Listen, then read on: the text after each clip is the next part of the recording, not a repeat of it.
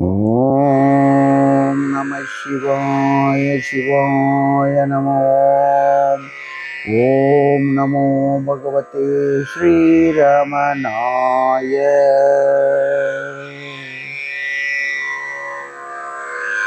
அன்பும் அறமும் பண்பும் நிறைந்த ஆன்மீக தேடலில் உள்ள ஆன்மீக பெருமக்களுக்கு இது சமர்ப்பணம். பகவான் ஸ்ரீ ரமண மகரிஷி அருளிய உள்ளது 40 என்ற நூலிலிருந்து 5ஆம் செய்யுள். உடல் பஞ்ச கோஷம் உருவதனால் ஐந்தும் உடலென்னும் சொல்லில் ஒடுங்கும். உடலன்றி உண்டோ உலகம், உடல் விட்டு உலகத்தை கண்டார் உளரோ கழறு.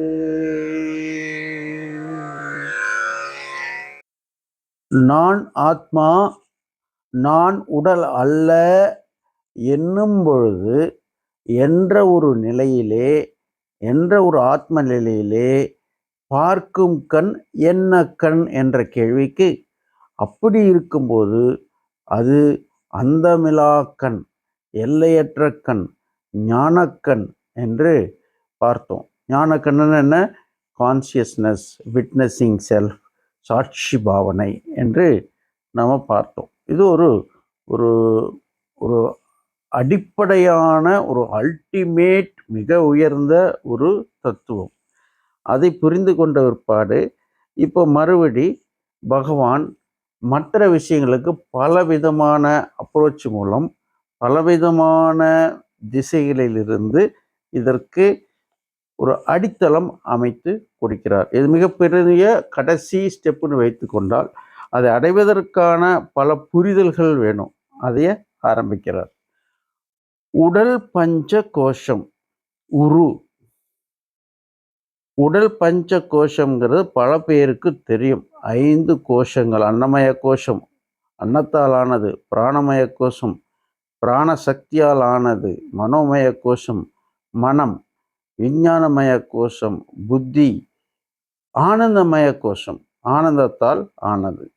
இப்படி இந்த 5 கோஷங்களும் அடங்கிய உருவம் இந்த தேகம். அதனால் 5ம் உடல் என்னும் சொல்லில் ஒடுங்கும்.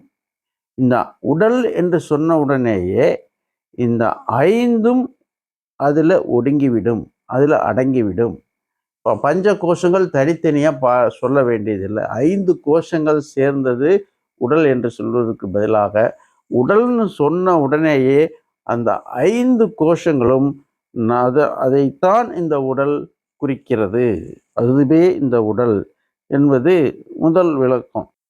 அடுத்தது, இந்த துன்பத்திற்கு காரணம். இந்த உலகத்திலேயே மிகவும் மனிதன் விடுபட விரும்புவது துன்பம்.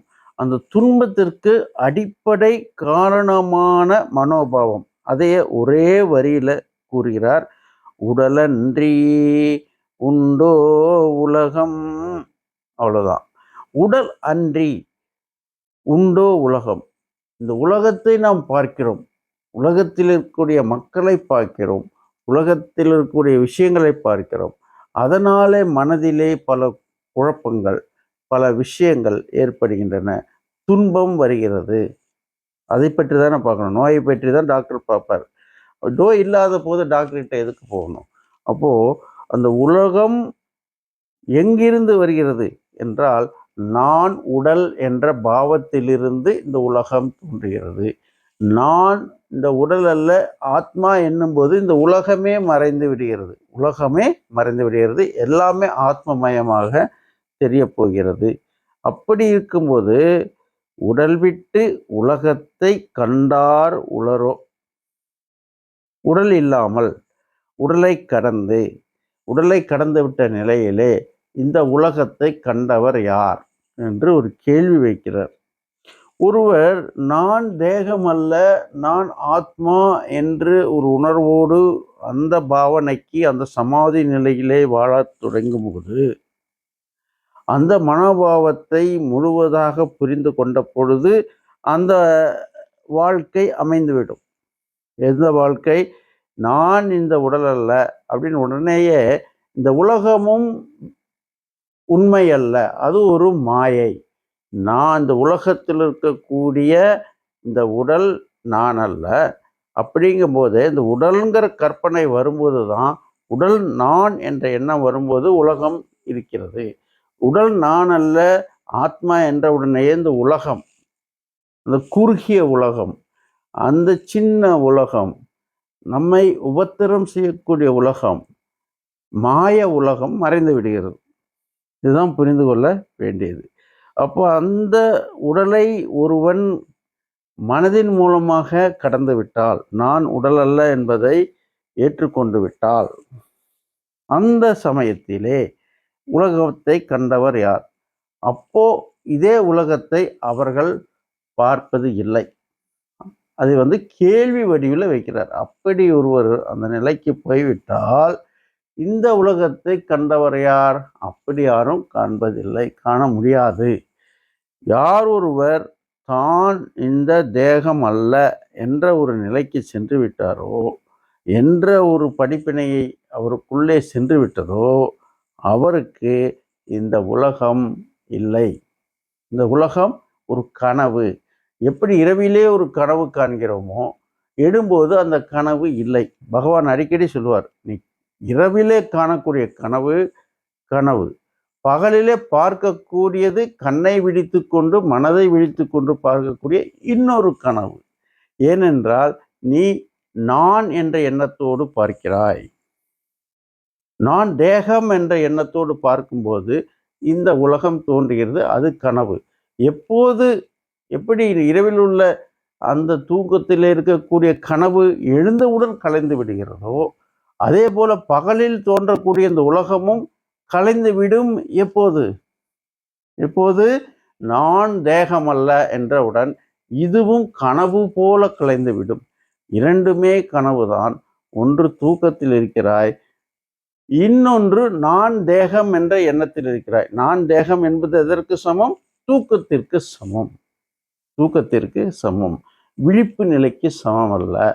அப்போ அந்த ஆத்மாவினுடைய விழிப்பு நிலை என்பது நல்லா புரிஞ்சுக்கணும். ஆத்மாவினுடைய விழிப்பு நிலை வேற. இந்த உடலும் மனதும் விழித்து எழுந்தவுடன் காரியங்கள் செய்கிறது. எடுத்தவுடன் ஒரு டீ சாப்பிடணும், காஃபி சாப்பிடணும், நியூஸ் பேப்பர் பார்க்கணும், திட்டமிட வேண்டும், இதெல்லாம் இருக்கு. இப்படி இருக்கும்போது இது மனதும் உடலும் விழிப்பது. ஆத்ம விழிப்பு நிலை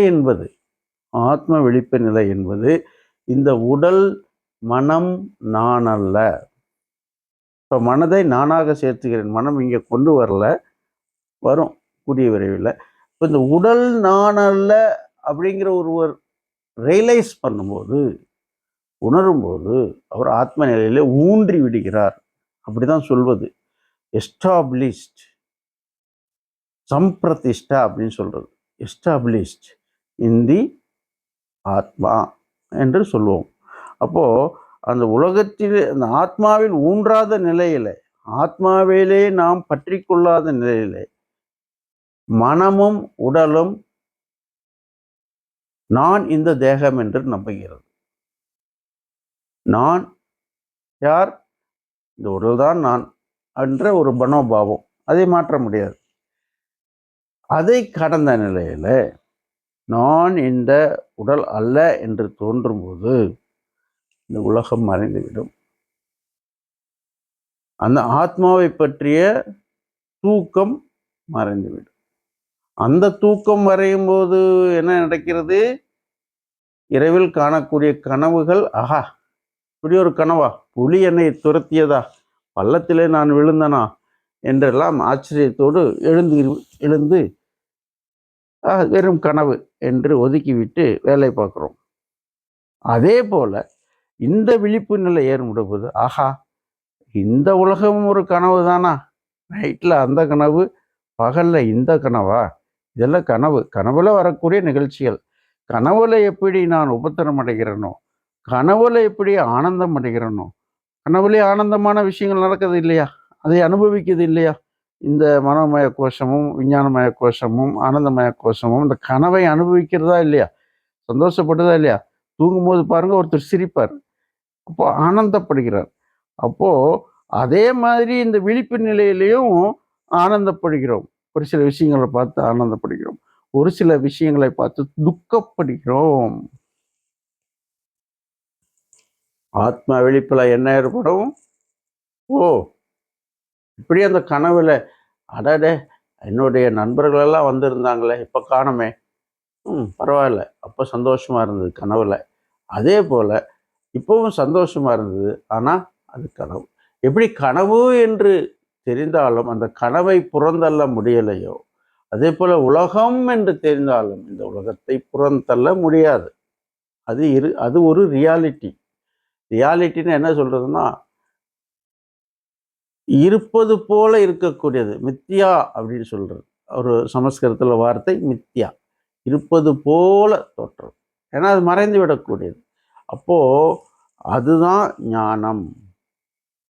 அதுதான் ஞானம். அந்த உலகமும் மறைந்துவிடும். அப்போ இந்த செயலினுடைய அவசியமான ஒரு வார்த்தை, அடிப்படையான ஒரு வார்த்தை என்னவென்றால், இந்த உலகு உள்ளதா? யாருக்கு? உடல் நான் அல்ல என்பவருக்கு இந்த உலகு உள்ளதா? கண்டார் உளரோ அப்படிங்கிறது தான் இந்த செயலினுடைய ஒரு கீவேர்டு. நம்ம பார்த்தோம் ஒவ்வொரு செயலுக்கு ஒரு கீவேர்டு இருக்குன்னு சொல்லி. கண்டார் உளரோ, யாரும் இல்லை. யாருக்கும் இந்த உலகு கிடையாது. அப்படிப்பட்டவருக்கு இந்த உலகம் கிடையாது. ஆகவே விழிப்பு நிலையில இந்த உலகம் ஒரு கனவு என்பதை அறிகிறான் ஞானி. தூக்க நிலையிலே இருந்த கனவை எல்லோரும் அறிகிறார்கள். எழுந்த உடனே ஆஹா கனவு கண்டேன் என்கிறான். ஞானியும் விழிப்பு நிலையை அடையும் போது, விழிப்பு நிலைன்னா என்ன? தன்னுடைய ஆத்மாவில் சதா இருப்பது, நிலையூன்றி இருப்பது, சாட்சி பாவனையோடு இருப்பது. அப்படி இருப்பவனுக்கும் இந்த உலகு ஆஹா இது ஒரு கனவு என்று தோன்றுகிறது. அதனாலதான் பகவான் அடிக்கடி சொல்லியிருக்கார், ரெண்டுமே கனவு. நீ கண் விழித்து கொண்டு பார்க்கும் ஒரு கனவு, தூங்கும் போது பார்க்கும் இன்னொரு கனவு, எந்த வித்தியாசமும் இல்லை என்று ஆணித்தனமாக அடித்து, மண்டையில் ஆணி வைத்து, ஒரு 4 இன்ச் ஆணி வைத்து அடிப்பது போல பட்டால்னு அடிக்கிறார் பகவான் ரமண மகரிஷி பல முறை. ஆகவே அந்த படிப்பினையில் நாங்கள் ரொம்ப ஆழ்ந்து போய் இருப்பதால் அதை அவ்வளோ ஆணித்தரமாக நானும் உங்களுக்கு கூறிக்கொள்கிறேன். அப்போ என்ன நடக்கும்? ரிசல்ட் என்ன? அமைதி, ஆத்ம அமைதி, சந்தோஷம், ஆத்மானந்தம். இதுதானே தேடுவது, இதுதானே தேடுவது. சாந்தி சாந்தி சாந்தி, ஆத்மானந்தம் ஆத்மானந்தம் ஆத்மானந்தம். அந்த நிலைக்கான ஒரு வழி. அப்ப இதை புரிந்து கொள்ள வேண்டும். இந்த செயலில் என்ன புரிந்து கொள்கிறோம்? உடல் நான் அல்ல என்பது மிகப்பெரிய விஷயம். உடல் நான் அல்ல என்றவுடன் இந்த உலகமும் கனவு மயம் என்பதை ஒருவர் உணர்கிறார். அதிலிருந்து என்ன கிடைக்கிறது? ஆனந்தம், ஆனந்தம், பரமானந்தம், ஆத்மானந்தம். இதுதான் விஷயம். ஆகவே இது ஒரு சாதாரண செய்யுள் அல்ல. இது பல அடிப்படைகளை கோர்த்து அழகாக ஒரு ஏங்கிள், ஒரு கோணத்தை எடுத்துக்கொண்டு பகவான் அழகாக ஆத்ம விசாரத்தை விளக்கி ஆத்ம ஞானத்தையே கொடுக்கக்கூடிய ஒரு செய்யுள் இந்த செய்யுள். நீங்கள் அனைவரும் ஆத்மானந்தத்துடன் இன்புற வாழ பிரார்த்தித்து கொண்டு முடித்துக் கொள்கிறேன். ஓம் நமோ பகவதே ஸ்ரீரமணாய. ஓம் ஸ்ரீ குருபியோ நமஹ.